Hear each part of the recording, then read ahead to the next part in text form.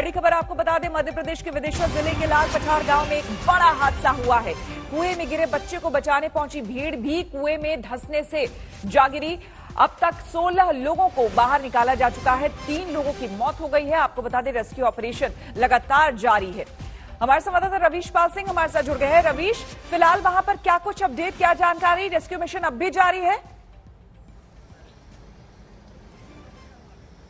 बिल्कुल श्वेता, 12 घंटे से ऊपर हो गए हैं। गुरुवार शाम 7 बजे के लगभग ये ऑपरेशन शुरू हुआ था और आप देखिए अभी भी तस्वीरें आपको बता दें, जो रेस्क्यू ऑपरेशन शुरू हुआ था वो अभी भी जारी है 12 घंटे के बाद।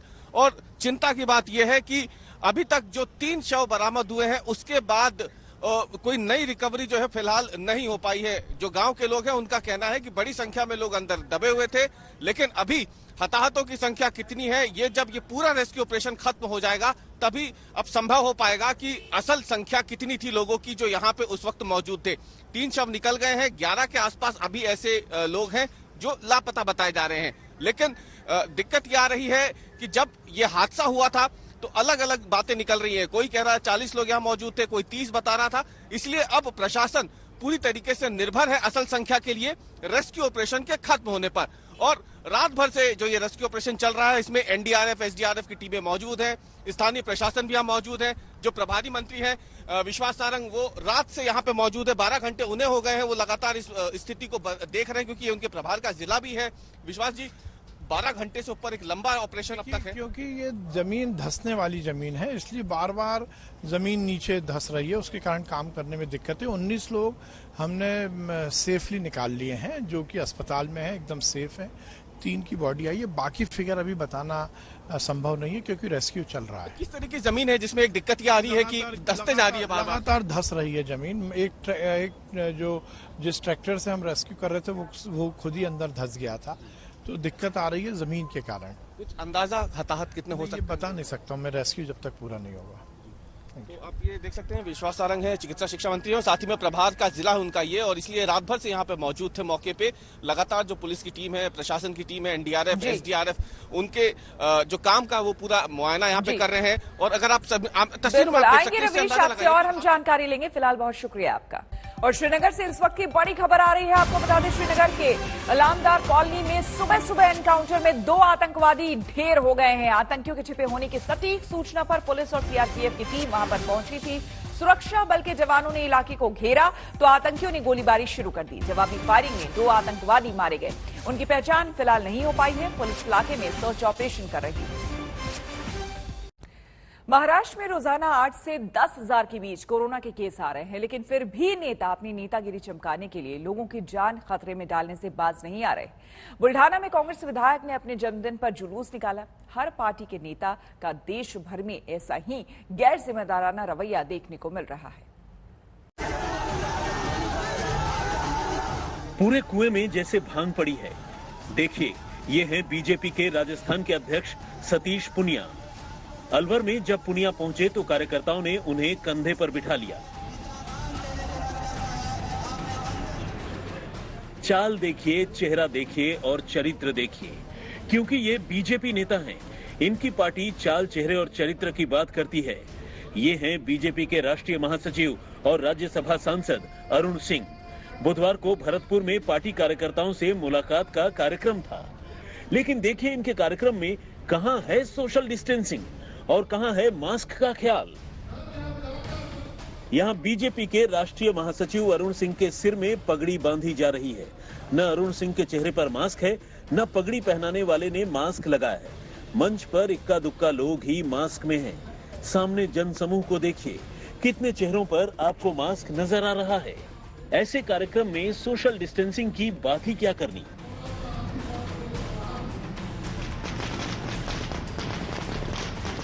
यहाँ देखिए, यहाँ नेताजी का जन्मदिन मनाया जा रहा है। महाराष्ट्र के बुल्ढाना जिले के मलकापुर से कांग्रेस विधायक राजेश एकड़े का अवतरण दिवस है।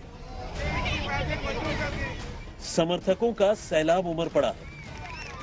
विधायक जी को शॉल ओढ़ाया जा रहा है, खुशियां मनाई जा रही हैं, ढोल ताशे बज रहे हैं। जन्मदिन के इस जश्न के शोरगुल में कोविड प्रोटोकॉल की बात करना ही बेमानी है। कोरोना की दूसरी लहर अभी गई नहीं है। और तीसरी लहर के लिए बार बार चेताया जा रहा है, लेकिन सियासी लोगों को तो जैसे इसकी कोई परवाह ही नहीं है।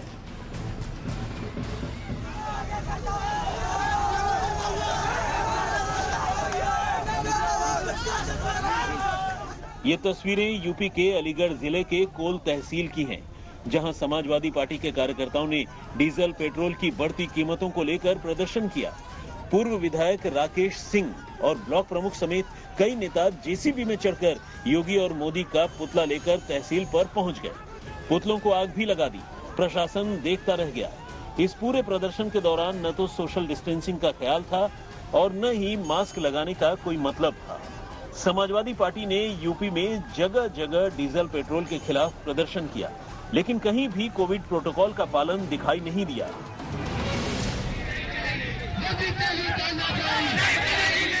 मुजफ्फरनगर हो या लखीमपुर खीरी, शाहजहांपुर हो या कानपुर, समाजवादी पार्टी कार्यकर्ताओं ने जगह जगह तामझाम के साथ प्रदर्शन किया, लेकिन न तो किसी को मास्क का ख्याल था और न ही किसी को सोशल डिस्टेंसिंग ही याद थी तो बस सियासत।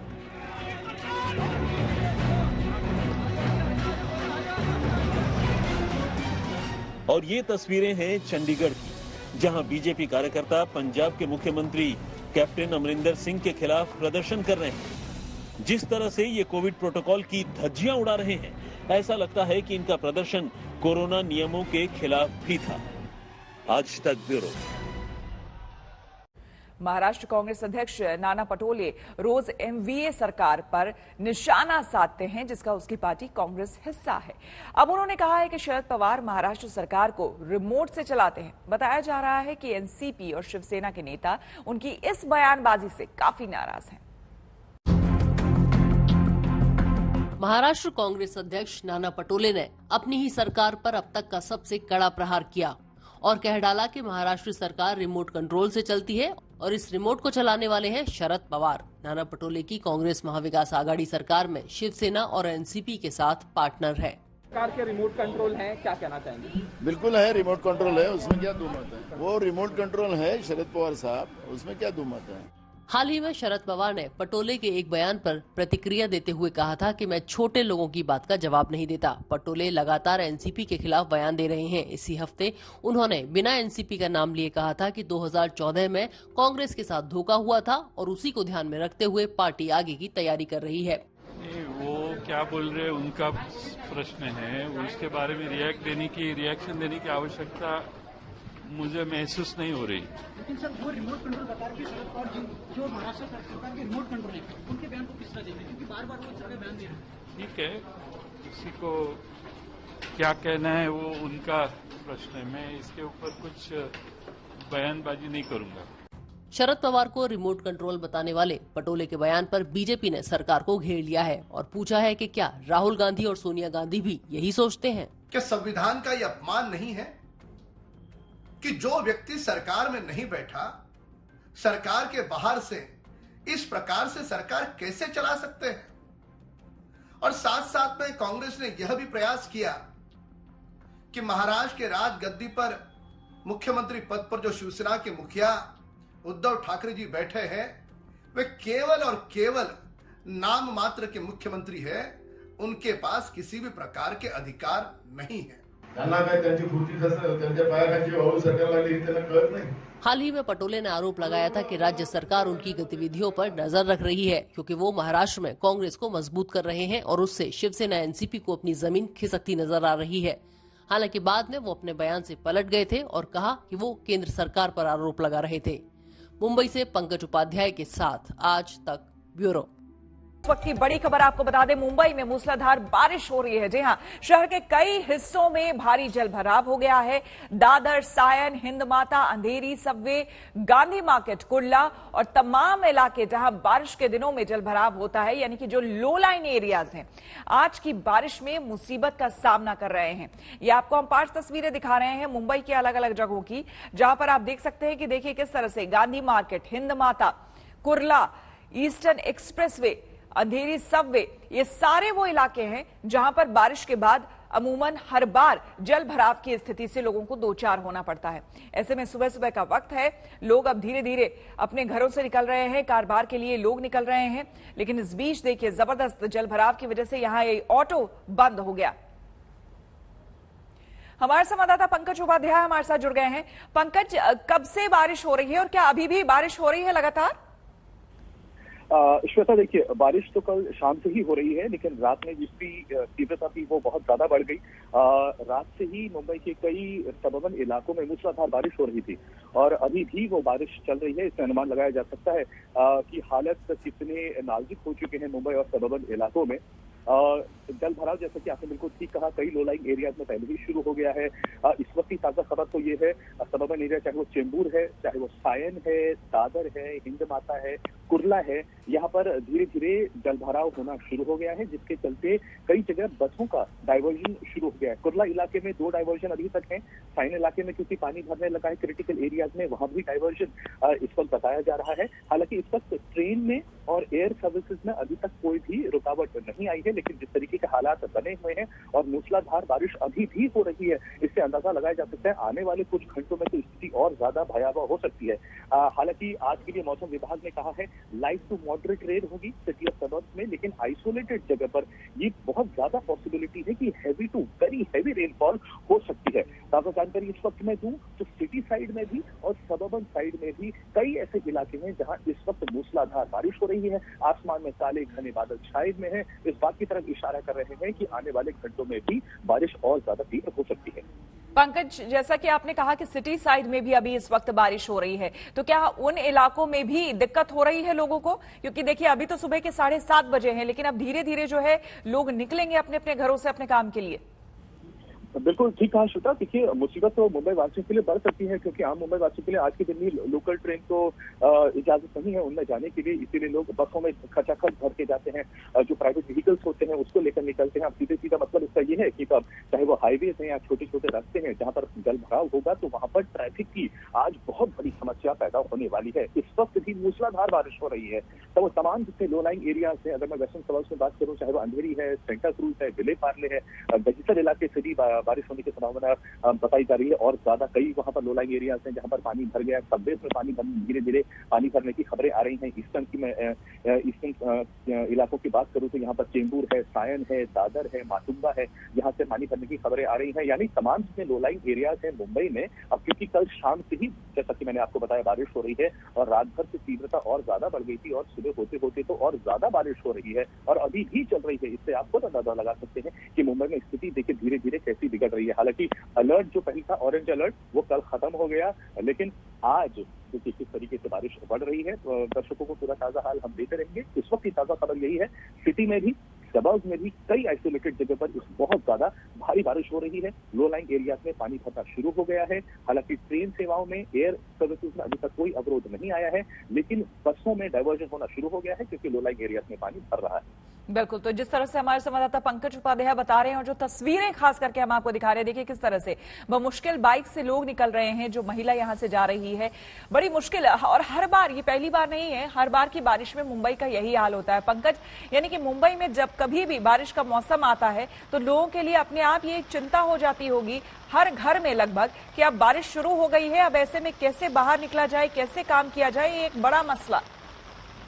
बिल्कुल तो ठीक कह रही हैं आप। और श्वेता, मैं ये भी जानकारी दे देना चाहता हूँ कि हाई टाइड जो है आज वो 4:26 पर 4.08 मीटर की है। अब ये है कि अगर इस वक्त बहुत ज्यादा तेज बारिश होती है, फिर मुंबई में शाम के वक्त स्थिति और ज्यादा बिगड़ सकती है, क्योंकि तेज बारिश और हाई टाइड का मतलब ये है तमाम जितने मुंबई के लो लाइन एरियाज हैं वो आराम से फ्लड हो जाएंगे। इस वक्त जब हाई टाइड नहीं है और रात भर से तेज बारिश हो रही है, लो लाइन एरियाज में पानी भरना शुरू हो गया है, तो अंदाजा लगाया जा सकता है जब हाई टाइड होगी और इसी तरह की तेज मूसलाधार बारिश होगी तब मुंबई का क्या हाल हो सकता है। मुंबई वासियों से ये अपील करना चाहेंगे कि अपने इलाके का मौसम देख लें और देख समझ कर ही बाहर निकले, क्योंकि जिस तरह से बारिश हो रही है खतरा तो बरकरार है। आईएमडी ने क्या आज के लिए आज प्रेडिक्शन दिया है, एक बार दर्शकों को फिर से बता देता हूं। Light to moderate rain in city and suburbs, with possibility of heavy rainfall at isolated places. लेकिन जिस तरीके से हम देख रहे हैं सुबह से आइसोलेटेड जगह का कई जगह है मुंबई में जहां पर भारी बारिश हो रही है और बारिश इस वक्त भी बहुत ज्यादा हो रही है। एक बार फिर से बता देता हूं, तमाम जितने लो लाइन एरियाज हैं वहां पर धीरे धीरे पानी भरना शुरू हो गया है। सायन, हिंद माता, चेंबूर, सेंटा क्रूज, अंधेरी, दहिसर, ये तमाम ऐसे इलाके हैं जहां से जल भराव की खबर आ रही है। बसों का डिवर्जन होना शुरू हो गया है। 2 ऐसे डिवर्जन हैं सायन इलाके में और 2 ऐसे डिवर्जन हैं चेंबूर और कुर्ला इलाके में जहां पर से डाइवर्शन की खबरें आ रही हैं। बिल्कुल, अपने टेलीविजन स्क्रीन पर भी हम दिखा रहे हैं कि मुंबई में जो आफत की बारिश हो रही है, कौन कौन से वो इलाके हैं जो कि सबसे ज्यादा इससे प्रभावित हो जाते हैं, जिसमें आप देख सकते हैं सायन, दादर, हिंद माता, अंधेरी, कुर्ला, ये वो इलाके हैं जहां पर सबसे ज्यादा लोगों को परेशानी होती है। लो लाइन एरियाज होने की वजह से यहां पर पानी भर जाता है और लोगों की स्थिति क्या होती है वो आपको हम दिखा रहे हैं। पंकज, यहां पर जानना चाहेंगे आपसे, अक्सर बाकी इलाकों में हमने देखा है जब भी इस तरह की मूसलाधार बारिश होती है तो लोगों को न सिर्फ पानी के संकट से गुजरना होता है बल्कि कई जगह तो बिजली गुल हो जाती है। तो क्या इस तरह की कुछ स्थिति या फिर और भी कुछ परेशानियां हैं जो कि मुंबई करों को झेलना पड़ता है इन दिनों में? देखिए, बरसात हर साल अपने साथ भारी मुसीबत लेके आती है, इस बात को तो बिल्कुल नहीं नकारा जा सकता है।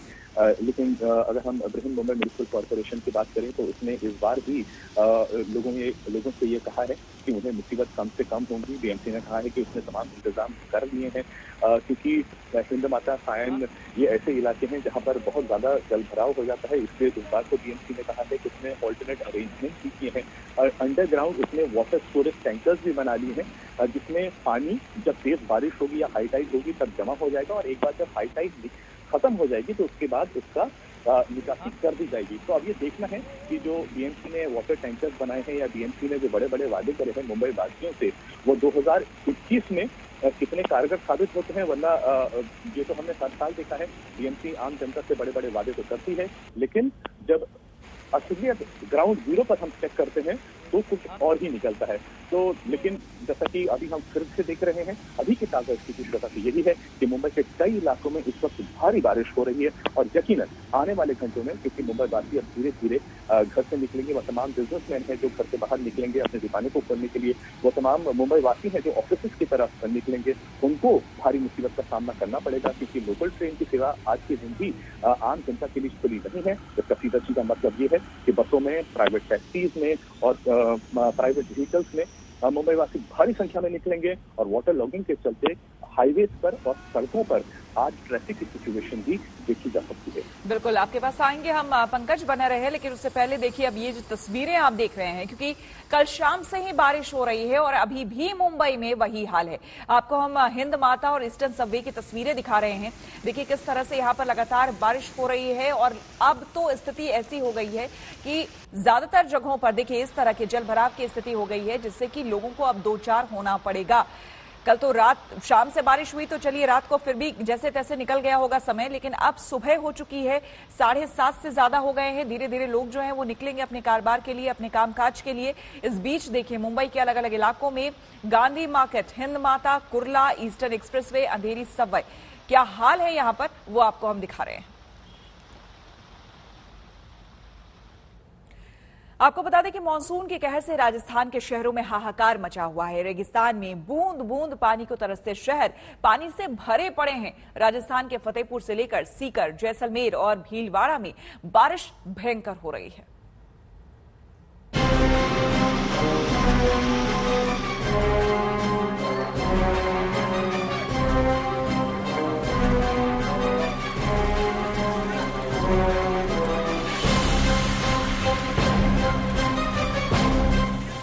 डूबते तैरते बारिश और बाढ़ से जूझते राजस्थान की इन तस्वीरों को देखिए।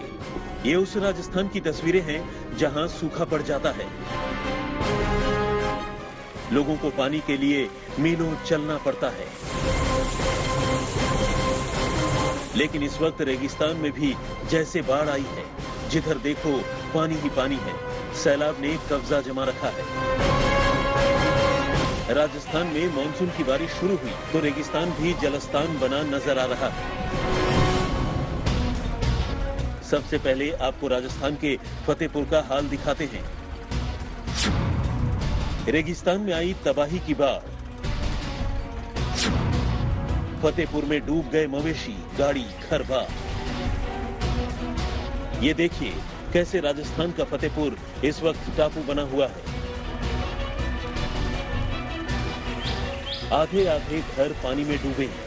सड़कों पर खड़ी गाड़ियां पानी में डूबी हैं। गाड़ी, गाय, भैंस, बकरी, घर सब कुछ पानी में है। पूरी की पूरी बस्ती डूब चुकी है। पूरे इलाके में सन्नाटा पसरा है। सैलाब ने सब कुछ अपनी आगोश में ले रखा है। तस्वीरें हैरान करने वाली हैं, क्योंकि ये बिहार नहीं बल्कि राजस्थान का रेगिस्तान है। राजस्थान का ये वो फतेहपुर है जहां कल तक लोग बूंद बूंद पानी के लिए तरस रहे थे, और जब कुदरत ने पानी बरसाया तो बाढ़ सी आ गई। हम आपको ये भी बता दें कि कल यहाँ 12-45 डिग्री के ऊपर चल रहा था, और जब सुबह बारिश हुई तो पूरा इलाका टापू बन गया। दुकानें डूब गई। पानी इतना बढ़ गया कि लोगों को अपना घर छोड़कर छतों पर शरण लेनी पड़ गई। सुबह हमने उठ करके देखा तो चारों ओर पानी पानी।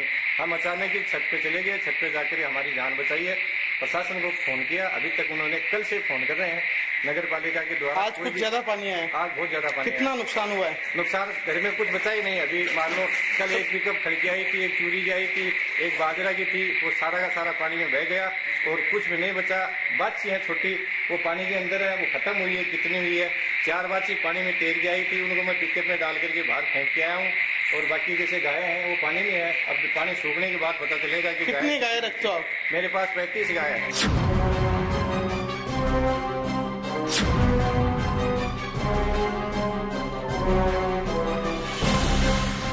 रेगिस्तान के जलस्थान बनने की एक और तस्वीर देखिए।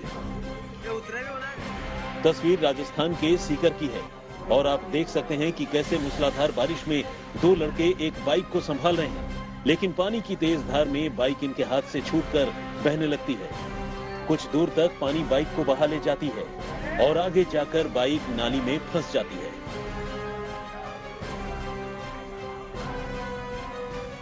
और किसी तरह ये लड़के बाइक को बचा पाते हैं। हम आपको बता दें कि सीकर में बहुत तेज बारिश हो रही है। रेल की पटरियां भी डूब गई हैं।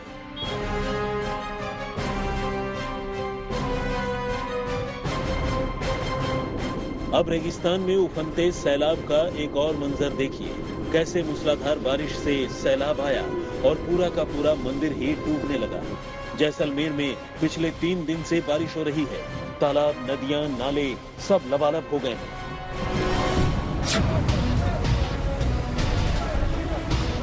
राजस्थान के भीलवाड़ा में भी मानसून की पहली बरसात आफतों की धार लेकर आई।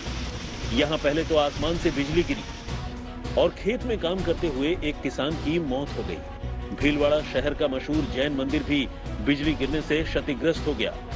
उसके बाद एक शख्स नगर परिषद की लापरवाही की भेंट चढ़ गया। तेज बारिश में नाले और सड़क का पता ही नहीं चला, और नाले पर दीवार नहीं होने के चलते शख्स की नाले में डूबने से मौत हो गई। और तो और भीलवाड़ा में रेलवे अंडरपास में इतना पानी भर गया कि एक कार सवार डूबते डूबते बचा। किसी तरह उसने कार को डूबता हुआ छोड़कर अपनी जान बचाई। बारिश के साथ तूफानी हवाएं भी चली और टिन शेड उड़कर वाहनों पर आ गिरी। आज तक ब्यूरो।